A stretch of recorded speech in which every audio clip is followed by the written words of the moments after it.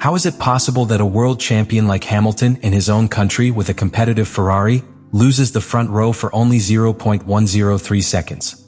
Today we are going to unravel what really happened in Silverstone and why that little mistake reveals much more about his season than it seems to the naked eye. Since his arrival at the circuit on Friday, Hamilton seemed to walk between two worlds. On the one hand, its immense history as one of the greats at home.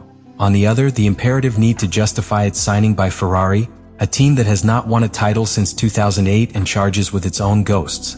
The Ferrari SF-25, after an irregular season start, had shown a notorious advance in Austria. The improvements introduced, especially on the floor of the car, had transformed the behavior of the car into medium and high-speed curves. Charles Leclerc had already noticed, but for Hamilton, it was still a machine to tame. The car had been conceived under the technical direction of Enrico Cardiel, and although Loic Serra had begun to redirect its development, there were still many aspects to adjust the style of a pilot as meticulous and demanding as him. During the sessions prior to the classification, Ferrari engineers worked side by side with Hamilton to refine every detail. Filming height, aerodynamic balance, engine mapping. Everything should be at its right point. Trust was key. And Silverstone does not forgive mistakes. The layout is a vertiginous sequence of linked curves that requires millimeter precision and absolute courage. It is not a circuit of pure power, but of soul, of technique, of instinct. And Hamilton knows him as the palm of his hand. That familiarity had made him a serious threat to everyone in the paddock. The times in Q1 and Q2 confirmed it. I was there, within the elite group, cutting tenths with each attempt. He seemed to be in the first row. He seemed ready to write history again. But just when everything pointed to a consecration classification, when the pressure became electric and the public contained breathing, the unthinkable occurred. A small mistake in a curve that has seen more than a competitive tragedy would cost him expensive, and that we will talk about later. Because before falling, Hamilton was about to touch the top. And that prelude, that tension that was breathed in the paddock, in the Ferrari garage, in the eyes of its engineers, is what makes this classification more deep than a simple result. It was a statement. An attempt to reconnect with its best version. One more step in a path that will not be easy, but promises memorable chapters. Lewis Hamilton's fast lap in Q3 was being a precision work. In the first two sectors, everything suggested that he was about to sign one of those memorable laps that are recorded in the history of Silverstone. His SF-25 flew in the high-speed curves, sustained by the new aerodynamic package that Ferrari had polished from Austria. The paths were clean, the car remained planted, and the British touched the limit with that mixture of coldness and courage that defines the true champions. The intermediate references confirmed it. Hamilton was in the rhythm of pole, or at least in a position to snatch the front row from any other contender. But then the critical point came, curve 16. One of those sections of the circuit that demands more than it seems. In that specific place, the car balance becomes absolute judge. An entry of unjustified millimeters, a badly executed change of support, or a non-anticipated weight transfer, and all the previous effort goes to the fret. And it was right where the SF-25, for a fleeting but devastating moment, stopped obeying. The car entered with subviring. That is, the front did not turn enough. Hamilton felt the nose push outside the curve, which forced him to correct the trace and slightly lift his foot. That correction cost him exactly 0.103 seconds. An almost insignificant figure in any other context, but in Formula One modern, where the tenths decide races, it was an eternity. Until that moment, the British was in real conditions to dispute the pole. But that minimal loss of grip relegated it to the 5th place. The cause of subviring was not an evident error, but a combination of subtle factors that joined in the worst possible time. Hamilton himself acknowledged that the outer piano could have influenced. When making contact with that curb, the car destabilized the right thing to prevent him from completing the curve with the same support. Under classification conditions, with the car loaded with energy and tires to the temperature limit, that disturbance was enough to ruin the turn. It was not a bad decision. It was a matter of millimeters, of feeling, of reaction to the unexpected. One of those plays of destiny that cannot be foreseen, but that are paid crudely. These types of situations are those that separate the extraordinary from the legendary. Because a pilot can have the proper speed, strategy, and equipment, but if the car does not respond absolutely perfect at every moment, the result escapes. Formula One of 2025 is more competitive than ever, and what happened in Silverstone was proof of this. Not even Hamilton, with all his experience and talent, was able to compensate for that minimum adhesion failure. The most shocking thing is that after getting out of the car, Hamilton did not try to justify the error or find guilty. It was direct, honest, and self-critical. "I had a little subviring. I lost a tenth and something," he said. That transparency not only reveals its maturity, but also shows that it is aware of the level at which it is moving. At this stage of his career, every detail matters more than ever.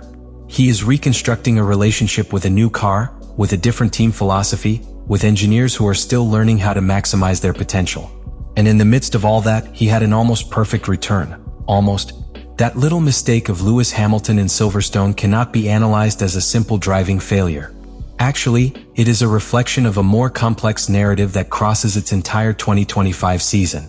The most successful pilot in the history of Formula One is not fighting only against its rivals. He is pouring an internal battle to reconfigure within a new structure, with a car that has not yet been completely molded to his style. The SF-25, despite the improvements introduced from Austria, remains a car with a limited operational window, which requires a surgical adjustment in each circuit to offer its maximum potential. And when that window does not align with Hamilton's pilot preferences, moments such as curve 16 arise. What really reveals the subviring in that last curve is that Hamilton has not yet achieved that absolute rapport with his car. The error, although minimal in terms of time, has a massive impact on the strategic reading of the championship. Being in fifth grille position instead of the first row completely changes the Sunday approach. It conditions the strategy, increases the risk of being trapped in traffic, and, the most critical, prevents the British pilot from capitalizing on the entire potential of the car in its most emblematic circuit. For a pilot who builds his confidence return session, this type of silent blows are the toughest. In addition, this type of error acquires another dimension when we see it from the perspective of the championship. In a season in which McLaren has started strongly, Red Bull still has speed in the hands of Verstappen, and Mercedes seems to have taken a step forward with Russell. Ferrari needs Hamilton to act as a constant points generator. Speed flashes is not enough. The consistency is what separates the champions from the champions. And that margin of 0.103 seconds is also the margin between gaining ground and losing contact with the tip. Moreover, the technical classification failure shows a vulnerability that can have psychological consequences.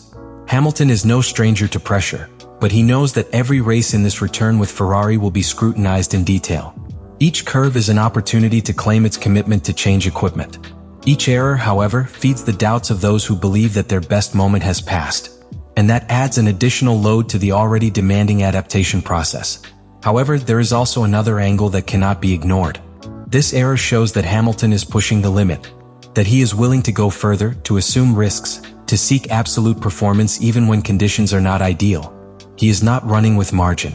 He is going to 100%, trying to forge a new competitive identity with Ferrari. And that, although this time I have left it in the fifth position, it is also a sign that the true potential of this duo has not yet been achieved. What happened in Silverstone was not a setback. It was a warning. A reminder that the path to redemption will not be linear. That even the greatest have to start over when they change environment. But also, and perhaps more important, it is the proof that Hamilton is still a factor. That, although the result did not show it, it was a side to completely change the story of this weekend. And that in Formula One, the difference between the glorious and the frustrating is measured in tenths, sometimes in a single curve. Silverstone's weekend, with all its symbolism and expectations, ended up leaving an ambiguous sensation for Lewis Hamilton. From outside, a fifth place on the grille might seem simply acceptable, a decent result in a championship as tight as that of 2025. But when the complete development of the classification is observed, the partial sectors, the evolution of the SF-25, and, above all, the ambition with which Hamilton faced each curve, that fifth place is transformed into a wasted opportunity. Not due to lack of speed, not due to lack of preparation, but for a minimum combination of factors that, in this sport, always find a way to penalize those who seek excellence. And it is that the true value of this result is not in the final position, but in what it represents within the narrative arc of his return to Ferrari. It is a turning point, not a fall, but a reminder that there are still pieces to assemble. The connection between pilot and car is not yet completely settled. Engineers are still refining technical language with Hamilton, and he continues to explore the limits of a car that was not designed for him, but that is gradually starting to speak his language. Each session is a new chapter. Each curve, a conversation between the pilot's experience and the unpredictable character of the SF-25. Silverstone was not a failure, was a lesson. A painful lesson, yes, but also invaluable.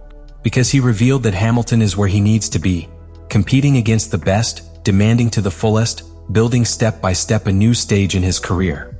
And because he showed that Ferrari, although still imperfect, is in a position to offer him the necessary tools to return to the top.